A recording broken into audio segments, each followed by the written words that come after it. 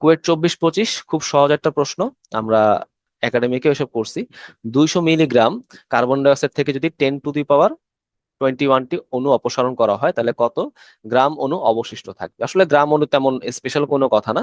আমাদের আণবিক ভর যেটা আসে বা পারমাণবিক ভর যেটা আসে, সেটাকে গ্রাম এককে প্রকাশ করলে আমরা গ্রাম অণু বা গ্রাম পরমাণু পেয়ে যাব। আচ্ছা, সো এটা কোনো বিষয় না। তাহলে আমাদের মেনলি এখানে উম, অপসারণ করার পর ভরটা বের করতে হবে, ডেল ডাব্লিউ বের করতে হবে। সো আমার আগে কতটুকু ছিল বলো? 200 মিলিগ্রাম। আমি 1000 দিয়ে ভাগ করে গ্রামে নিয়ে গেলাম। দেন আমরা এই পরিমাণটাকে ভাগ দিব, তাই না? এই ডাব্লিউটাকে ভাগ দিব। এখন এখানে তো আমাদের অণুর সংখ্যা বলা আছে, তাই না? এটাকে ভরে নিতে হবে, এটাকে তো ভরে নিতে হবে।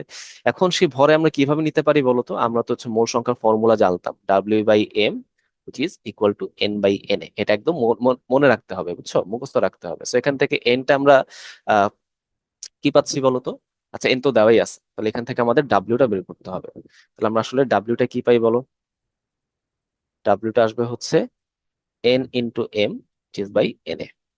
ওকে, সেইটা আমরা এখানে বসাই দিব, এই জিনিসটা আমাদের এইখানে বসে যাবে। আচ্ছা, তাহলে এন হচ্ছে আমাদের অণুর সংখ্যা, ইনটু এম কত? আণবিক ভর কার্বন ডাই অক্সাইডের জন্য হচ্ছে 44, ডিভাইডেড বাই Na 6.02, 10⁻23। ওকে, তাহলে এটা যদি হিসাব করে ফেলি, তাহলে আমাদের উত্তর চলে আসবে, সেটা কত? 0.127 গ্রাম। ওকে, তাহলে এখন অপশনে কোথায় আছে? এই যে 0.127, যদি এক ঘর দশমিক বাম দিকে সরাই, তাহলে এটাই আমাদের সঠিক উত্তর। তাহলে একটা অনুরূপ প্রশ্ন তোমাদের জন্য বাড়ির কাজ থাকলো। হ্যাঁ, এটা বইয়ের 12-13-তে আসা প্রশ্ন।